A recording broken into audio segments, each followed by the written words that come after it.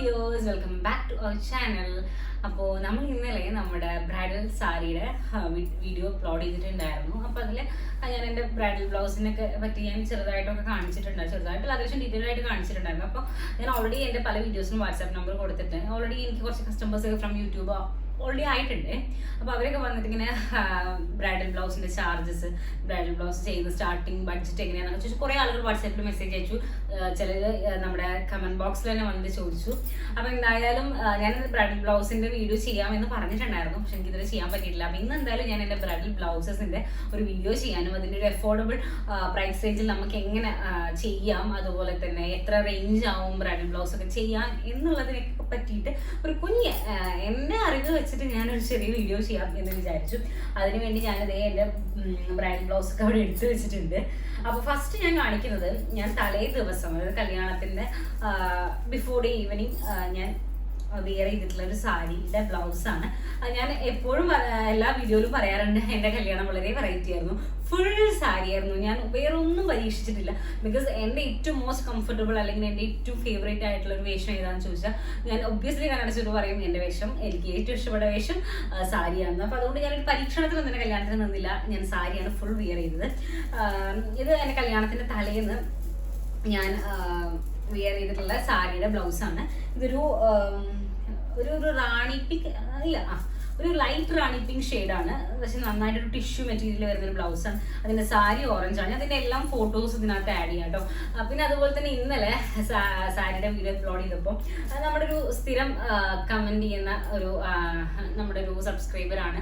അപ്പോൾ പുള്ളിക്കാരി പറഞ്ഞതിനോട് സാരിയൊക്കെ നല്ല ഭംഗിയുണ്ട്, പക്ഷെ ബ്ലൗസ് ജസ്റ്റ് ഓക്കെ പോലെ തോന്നിയുള്ളൂ എന്നൊക്കെ. എനിക്കറിയില്ല കേട്ടോ അതെങ്ങനെയാണ് എന്താ അങ്ങനെ തോന്നാൻ കാരണം. അത്യാവശ്യം നല്ല ഹെവി ബ്ലൗസാണ്. ഇങ്ങനത്തെ ഒരു ബ്ലൗസ് ഞാൻ അത് അഭിപ്രായ സ്വാതന്ത്ര്യം കേട്ടോ. നമ്മളങ്ങനെ ഞാനങ്ങനെ വേറൊരു നെഗറ്റീവ് തലത്തിലല്ല പറയുന്നത്. ആദ്യം ഒരു കമന്റ് വെച്ചപ്പോൾ എനിക്ക് സങ്കടമായി, പക്ഷെ പിന്നീട് ഞാൻ ആലോചിച്ചപ്പോൾ ശരിയാണ്, ഓരോരുത്തർക്കും ഓരോ തോട്ടും അതുപോലെ തന്നെ ഓരോരുത്തരുടെയും കൺസെപ്റ്റ് വേറെ ആവുമല്ലോ. എൻ്റെ ഈ ബ്ലൗസ് തന്നെ ഫോട്ടോ എടുത്തിട്ട് എൻ്റെ ഒരു ഫ്രണ്ട്, ഞാൻ ഹോസ്പിറ്റലിൽ കിടക്കുന്ന സമയത്തായിരുന്നു അവളുടെ കല്യാണത്തിൻ്റെ പ്രിപ്പറേഷൻസ്.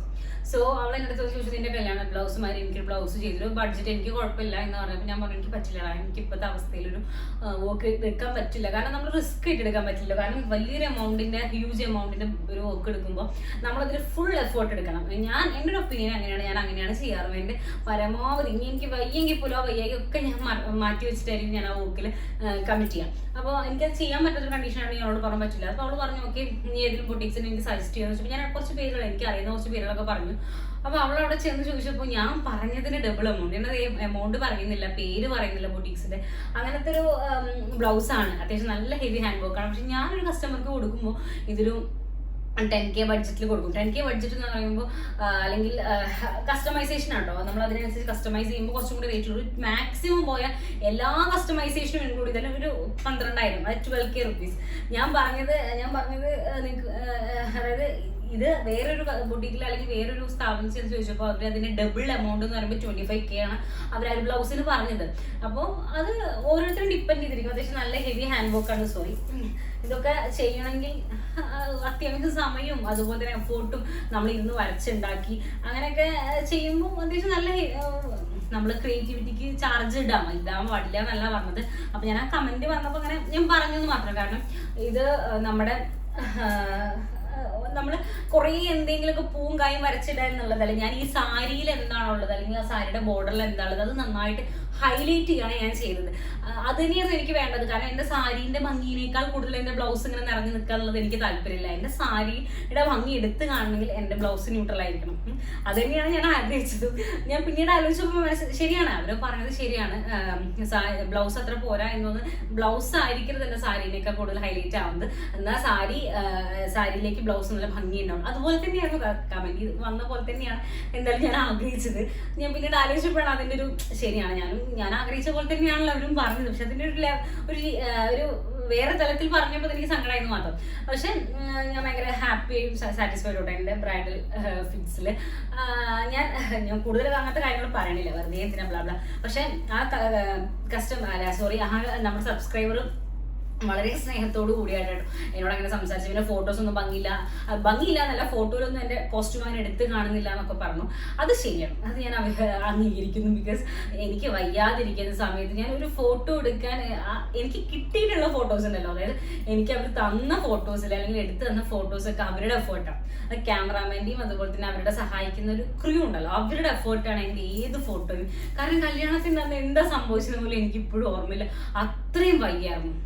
എന്നെങ്ങനെ എൻ്റെ ഫ്രണ്ട്സ് നീനും അതുപോലെ തന്നെ അതുല്യ പ്രതീക്ഷയ്ക്ക് ഒരു സൈഡിൽ നിന്ന് ഇങ്ങനെ താങ്ങിയിട്ടായിരുന്നു കൊണ്ടുവരുന്നത്, അത്രയും വയ്യായിരുന്നു. ആദ്യമൊക്കെ എങ്ങനെ ഫുഡ് വാരിത്തരുന്നു, അത് മേക്കപ്പ് പോലും ലിപ്സ്റ്റിക്ക് പോകുന്നു വിചാരിച്ചിട്ടില്ല. എനിക്ക് വയ്യ, IV കയറിയിട്ടും ട്രിപ്പ് കയറിയിട്ട് മനുഷ്യനെ വയ്യ. രാവിലെ 10 മണിക്ക് കല്യാണമാണെങ്കിൽ ഞാൻ 9 മണിക്ക് ക്ലിനിക്ക് പോയിട്ട് IV ഇട്ടുകൊണ്ടിരിക്കുക, അതായിരുന്നു അവസ്ഥ. അതുകൊണ്ടാണ് ഫോട്ടോസ് ഒന്നും ഭംഗിയില്ല എന്നല്ല, എത്ര കൂടെ കുറേ ഫോട്ടോസ് കിട്ടാനില്ല. ഇനി എപ്പോഴെങ്കിലും ആ സാരി ബ്ലൗസ് ഇടാണ്ട് അവസ്ഥ കിട്ടിയാൽ ഞാൻ എന്തായാലും അടിപൊളിയായിട്ട് ഫോട്ടോ എടുക്കുമെന്ന് വിചാരിക്കുന്നു. അപ്പോൾ ഇതാട്ടോ ഈവനിങ്ങിന് ബ്ലൗസിൻ്റെ ഒരു ഹാൻഡ് വർക്ക് ഇങ്ങനെയാണ്. അതിൽ ടാസൽസ് വെച്ചിട്ടുള്ളത് ഇങ്ങനെ, പകുതി ടാസൽസും അതുപോലെ തന്നെ ബാക്കി നമ്മൾ കെട്ട് കൊടുക്കുക ചെയ്ത് അതിൽ നമ്മൾ ഹാങ്ങിങ്സ് കൊടുത്തിട്ടുണ്ട്. ഇത് ഞാൻ ഡീറ്റെയിൽ ആയിട്ട് വീഡിയോ കാണിച്ചു തരാം കേട്ടോ, അപ്പോഴേ നിങ്ങൾക്കത് മനസ്സിലാവുള്ളൂ. ഇതാണ് കേട്ടോ കല്യാണത്തിന് തലേന്നത്തെ ബ്ലൗസ്. ഒരു ഹെവി ആണോ എന്ന് ചോദിച്ചാൽ നല്ല ഹെവി ആയിട്ടൊരു ബ്ലൗസാണ്. അതല്ല സിമ്പിളാണെന്ന് വെച്ചാൽ സിമ്പിളായിട്ടൊരു ബ്ലൗസാണ്. കാരണം തിക്കല്ലല്ലോ വർക്ക്, എന്നാൽ കയ്യിൽ ഫുൾ ഇങ്ങനെ വർക്ക് വേണം എന്ന് ആഗ്രഹമുള്ളവരുണ്ടാവില്ലേ. നമ്മുടെ ബഡ്ജറ്റ് ഇത് നോർമലി ഫുൾ സ്ലീവിലൊക്കെ വർക്ക് വരണമെങ്കിൽ അത്യാവശ്യം നല്ല ബഡ്ജറ്റ് ആയിരിക്കും. ഒരു 8K 9K 10K ആ ഒരു റേഞ്ചിൽ ഇങ്ങനെ പോയിക്കൊണ്ടിരിക്കും. പിന്നെ അവിടുന്ന് അങ്ങോട്ട് അപ്പോൾ ഓക്കെ എവിടെ നിർത്തണം എന്നുള്ളത് കസ്റ്റമർ ഇഷ്ടമാണ്. അപ്പോൾ ഇത് നമുക്കങ്ങനെ ഹെവി ആയിട്ട് ചെയ്യണമെന്ന് ആഗ്രഹം ഉണ്ടായിരുന്നു, പക്ഷെ അത്ര അധികം വേണ്ട എന്ന് വിചാരിച്ചിട്ടാണ് ഞാൻ കുറച്ച് ഗ്യാപ്പ് ഇട്ടിട്ടുള്ള വർക്ക് ചെയ്തത്.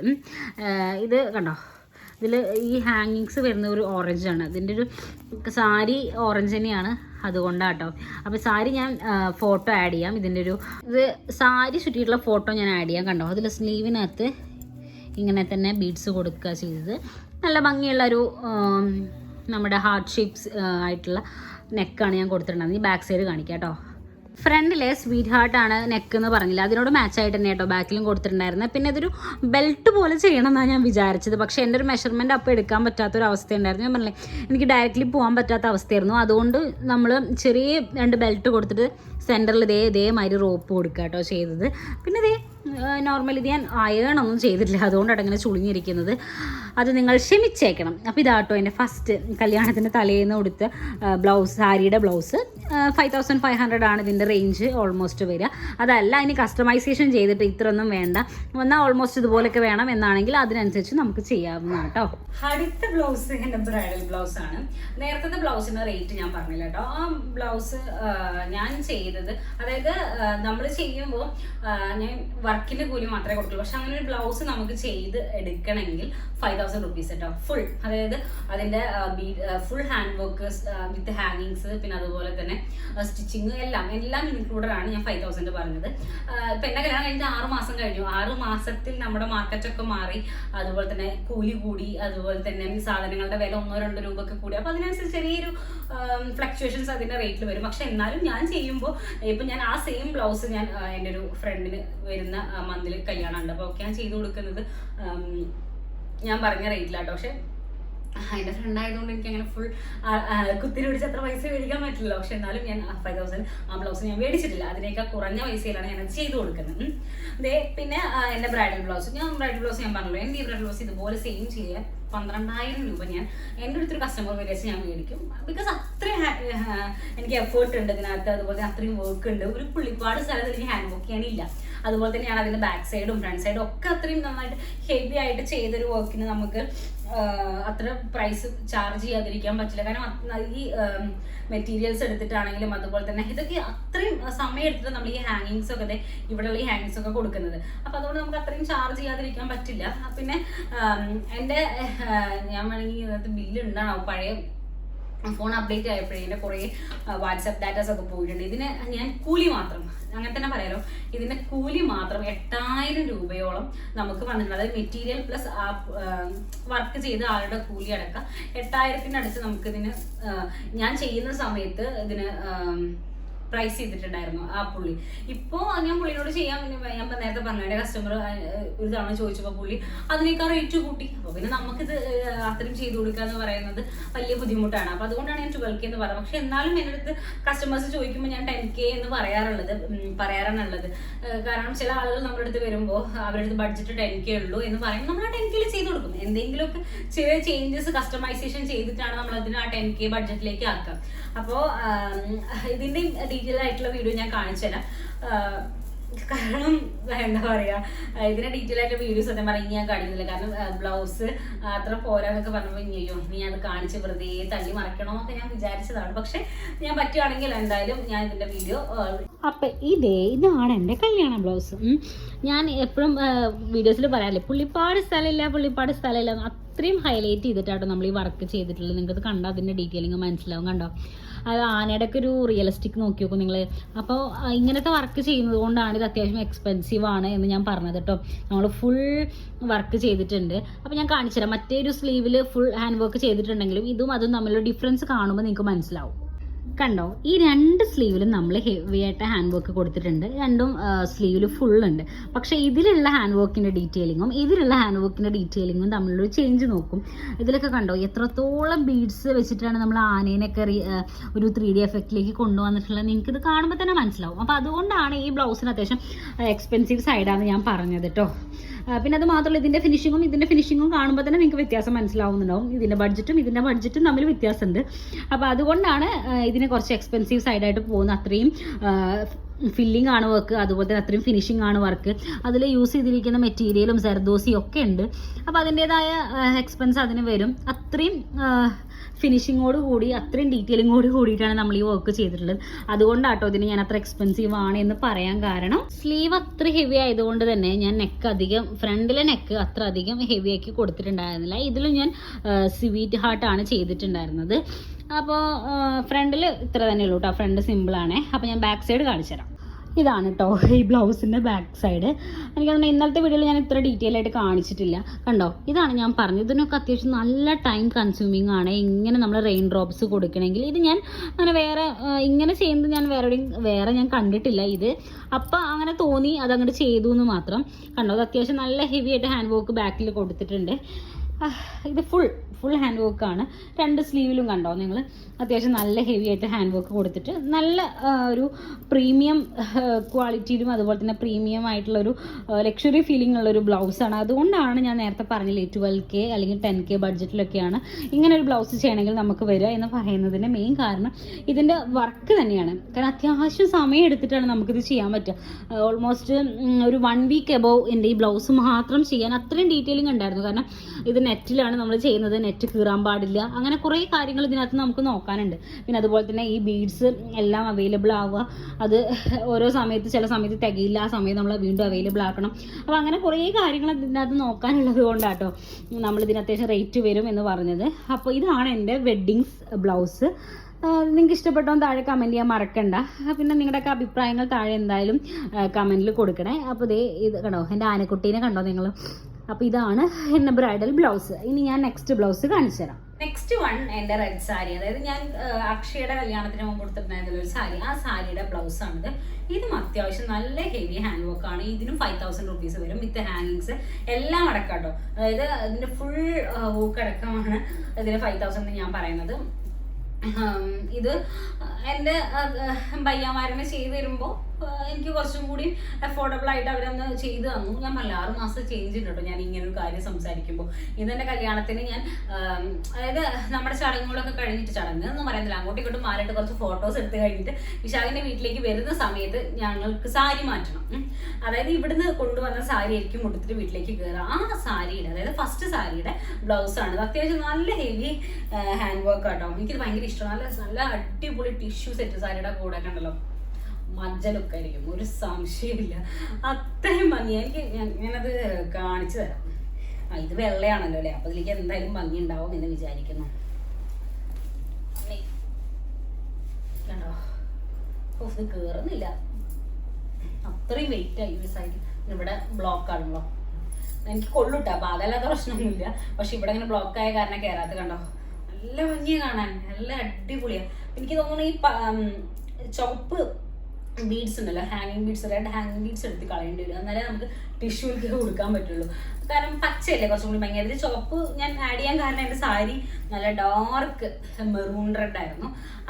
അതുകൊണ്ടാണ് അതിന് ആ ഒരു ഹാങ്ങിങ്സ് കൊടുക്കാനുള്ള കാരണം. അപ്പം ഈ ബ്ലൗസ് ഇതേപോലെ സെയിം ചെയ്തെടുക്കാൻ ഞാൻ പറഞ്ഞതുപോലെ 5500 അല്ലെങ്കിൽ ഒരു 5000 റേഞ്ചിനകത്തേക്ക് വരും.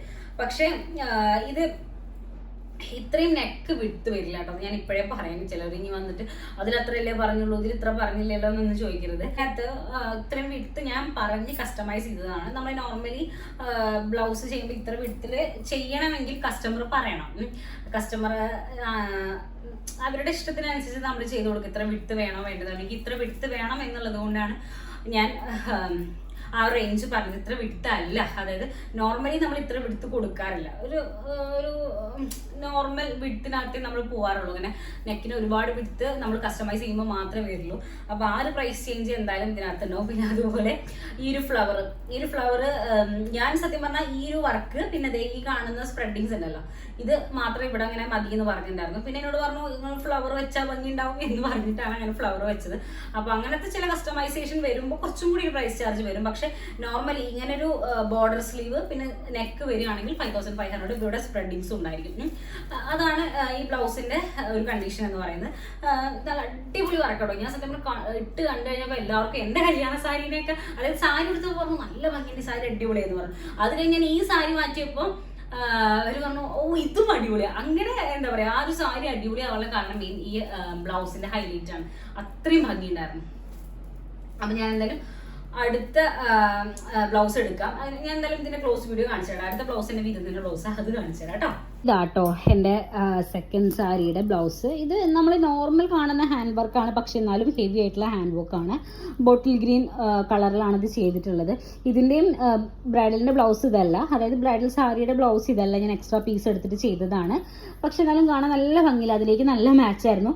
ബ്ലൗസിലേക്കുള്ള ഈ ബോർഡർ മാത്രം ഞാൻ കട്ട് ചെയ്തു. നമ്മുടെ ബ്രൈഡൽ ബ്ലൗസിൽ ഞാൻ പറഞ്ഞ പോലെ തന്നെ ബോർഡർ മാത്രം കട്ട് ചെയ്തിലേക്ക് അറ്റാച്ച് ചെയ്യുക ചെയ്തത്. പിന്നെ അതേ അത്യാവശ്യം നല്ല ഹെവി ഹാൻഡ് വർക്ക് തന്നെ കേട്ടോ നെക്കിലും കൊടുത്തിട്ടുള്ളത്. നെക്കിൽ ഒരു ഇഞ്ചിനേക്കാൾ കൂടുതൽ വീതിയുള്ള നെക്കാണ് നമ്മൾ കൊടുത്തിട്ടുള്ളത്. നോർമൽ റൗണ്ട് നെക്കാട്ടോ ഞാൻ ചെയ്തത്, കാരണം ബാക്കി രണ്ടും നമ്മൾ ഒരു സ്വീറ്റ് ഹാർട്ട് ഷേപ്പാണ് കൊടുത്തത്. അപ്പോൾ അതിൽ നോർമൽ നെക്ക് കൊടുക്കാമെന്ന് വിചാരിച്ചിട്ടാണ് ഇത് കൊടുത്തത്. അപ്പോൾ ഇതിനാണ് ഞാൻ പറഞ്ഞത്, നമ്മൾ ഇത്രയും വീതിയില്ലാതെ നെക്കും അതുപോലെ തന്നെ അത്യാവശ്യം ചില കസ്റ്റമൈസേഷൻസ് ഒക്കെ ഈ ഫ്ലവർ ഉണ്ടാവില്ല. അങ്ങനെയൊക്കെ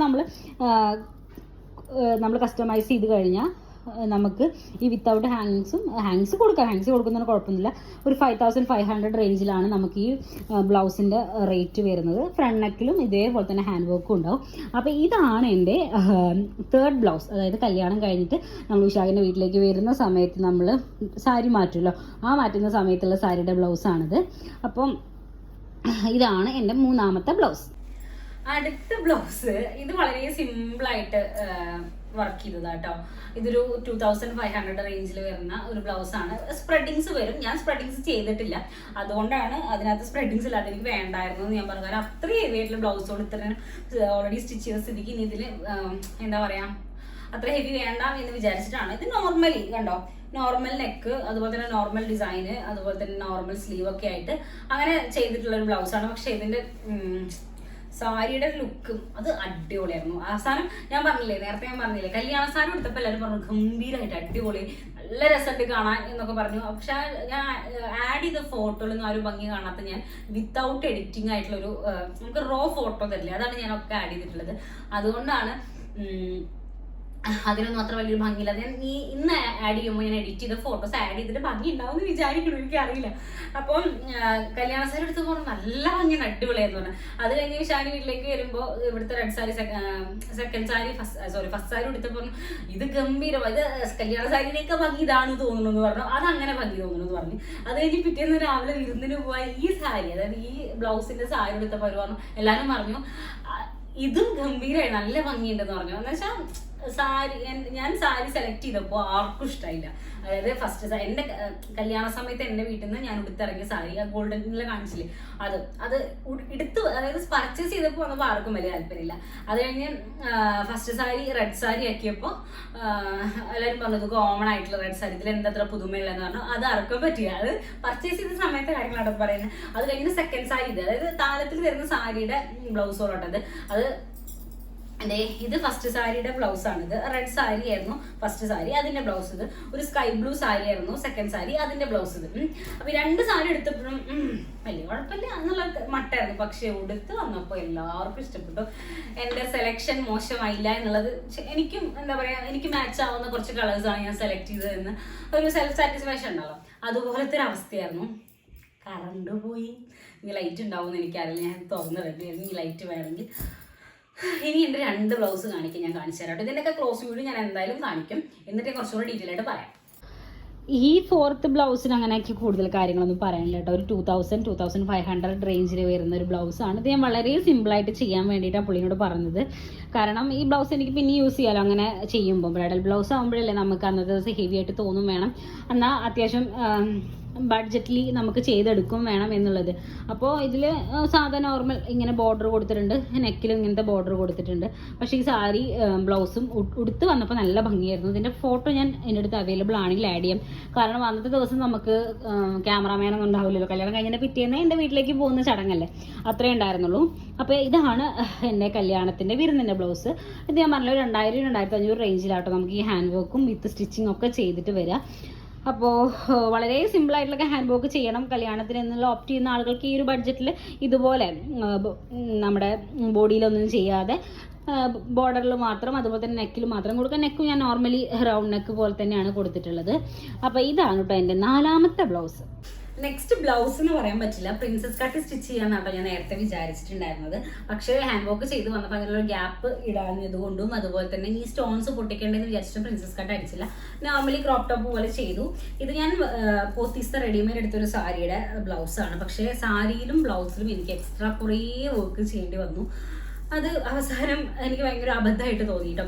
ഇതിൽ ഈ ഒരു കുഞ്ഞൊരു നോട്ട്സ് മാത്രമേ ഉണ്ടായിരുന്നുള്ളൂ, ബാക്കിയൊക്കെ നമ്മൾ ചെയ്തതാണ്. ഇതിൻ്റെ ബാക്ക് കാണിച്ചുതരാം. ഇതിൻ്റെ ബാക്കിൽ കാണുന്നില്ല, ഇതുപോലെയായിരുന്നു ഇതിൻ്റെ ബ്ലൗസ് ഫുള്ള്. നമ്മൾ ഇതിനകത്ത് ഫുൾ സാരിയിലേക്ക് മാച്ച് ആവുന്ന പോലെ വർക്ക് 3D വർക്കും നോർമൽ വർക്കും ഒക്കെ കൊടുത്ത് നല്ല അടിപൊളിയായിട്ടൊരു ബ്ലൗസ് ആക്കി. സ്ലീവ് ഞാൻ ഹെവി ആക്കിയില്ല, ഇതുപോലെ എൻഡിൽ മാത്രം വർക്ക് കൊടുത്തിട്ട് കണ്ടോ, ഇതുപോലെ ഹാങ്ങിങ്സ് നല്ല പോലെ 2 കളർ വെച്ചിട്ടാണ് നമ്മൾ ഹാങ്ങിങ്സ് കൊടുത്തത്. പിന്നെ ഇതൊരു നോർമൽ ആയിട്ടുള്ളൊരു ക്രോപ്പ് ടോപ്പ് പോലെയാണ് ഞാൻ ചെയ്തത്. ഇതിന് ഇങ്ങനൊരു ക്രോപ്പ് ടോപ്പ് ഫുള്ളി ചെയ്യണമെങ്കിൽ 5000 റേഞ്ച് എന്തായാലും വരും. കാരണം നമ്മൾ അത്രയും വർക്ക് കൊടുത്തിട്ടുണ്ട്, 3D ആണ് നമ്മൾ കൊടുത്തിട്ടുള്ളത്. അപ്പോൾ അതിൻ്റെതായ എക്സ്പെൻസ് അതിനകത്ത് വരും. പിന്നെ ഈ ബീഡ്സ് ഒക്കെ നമ്മൾ കസ്റ്റമൈസ് ചെയ്ത് മേടിക്കുമ്പോൾ അത്യാവശ്യം നല്ല റേറ്റ് വരും. ഞാൻ 2 കളേഴ്സും യൂസ് ചെയ്തിട്ടാണ് മേടിച്ചിട്ടുണ്ടായിരുന്നത്. സാരി ഞാൻ പറഞ്ഞല്ലോ, സാരി ഞാൻ നെക്സ്റ്റ് വീഡിയോ ആയിട്ട് തന്നെ കാണിക്കാം കേട്ടോ, റിസപ്ഷൻ്റെ കോസ്റ്റ്യൂം.